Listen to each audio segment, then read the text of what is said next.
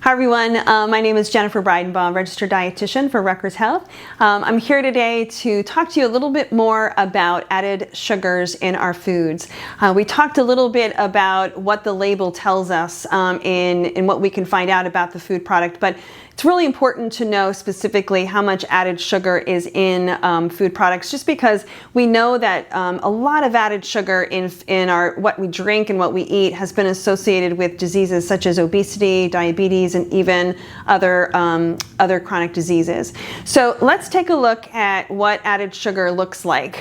We are looking at added sugar, which is your sugar that you see that you find in your sugar bowl. And overall, we're going to use today is a sugar packet, and a sugar packet has about a teaspoon of is a teaspoon of sugar. So we're going to just use that packet as a way to give us an idea about how much added sugar is in these food products. Now remember, just sugar itself might be on an ingredient label, but there are a lot of words that mean or also are the same thing as sugar. I'm not going to go through that today, but just know that that's why it's important to look at the label.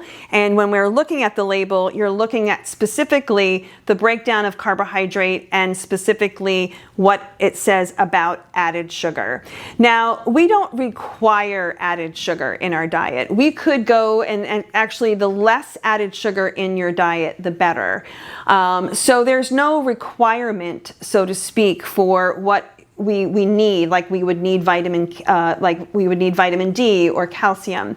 But we do use a limit of about 25 or 30 grams on the food label to guide your decisions on how much added sugar is in there. So if something is greater than 20% of added sugar, that's a high amount of sugar for a product. So I wanted just to let you know that, again, we don't require sugar in our day. Our body can get glucose and carbohydrate and sugar from a lot of different types of food or parts of the food.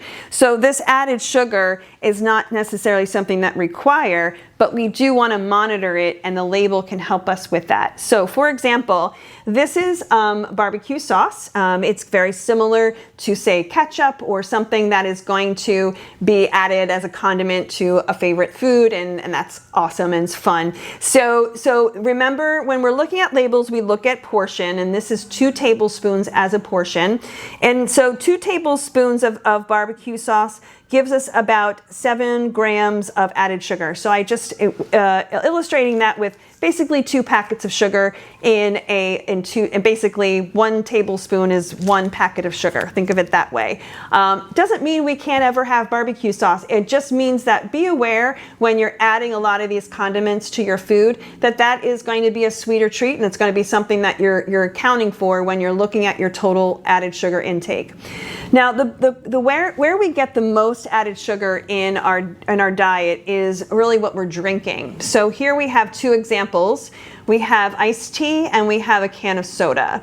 Iced tea, a lot of people might think, okay, it's not a soda, it might be a healthier option. But if we look at the food label, we first of all see, okay, the portion is 1 bottle. So if I'm going to drink this whole bottle, I'm going to consume 24 grams of added sugar, which is about 50% of your requirement, or not necessarily requirement, but just what is recommended for you in terms of maximum added sugar for the day. So remember, over 20% means it's a high source of that nutrient.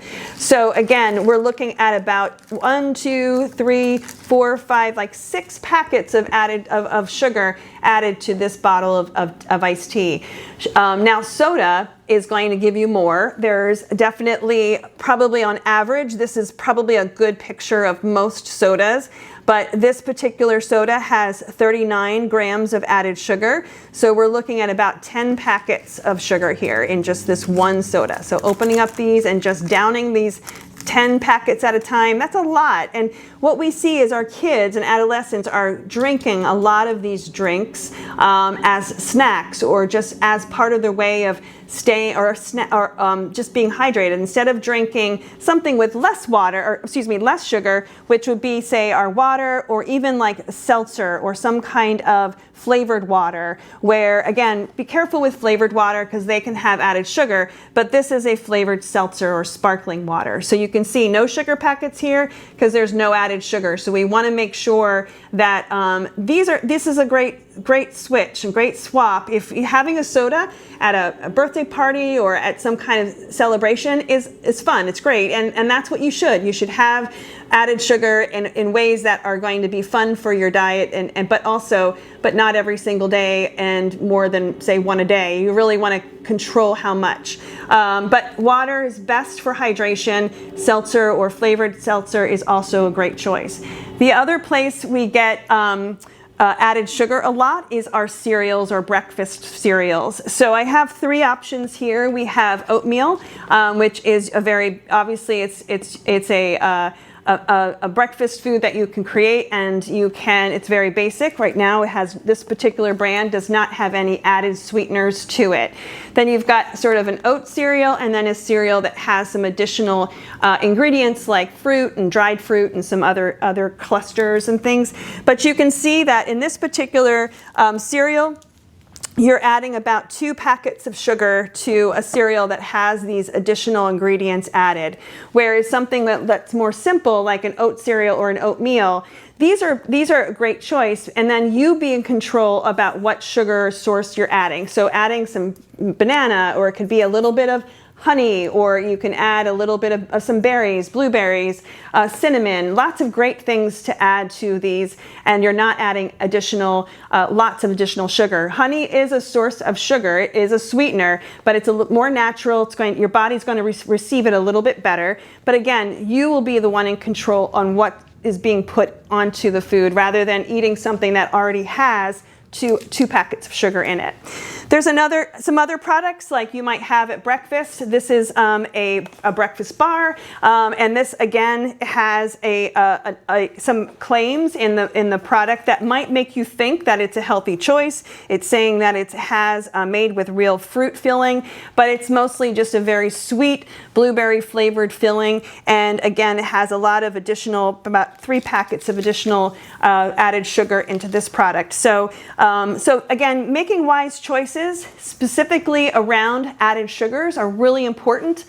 If you are someone who is diabetic and needs to monitor your blood sugars more closely, it's very important for you to look more than just at added sugar, but look at the total carbohydrate that is listed on the label. If you have more questions about that, talk to your doctor or registered dietitian, and we can guide you through meal planning based off of total carbohydrates. But added sugar is a first place to start in terms of cutting back the calories and the things that are be less nutritious. And by reducing your added sugar, again, you'll be moving towards more balanced diet and more healthy choices. Hopefully it was helpful. Thanks.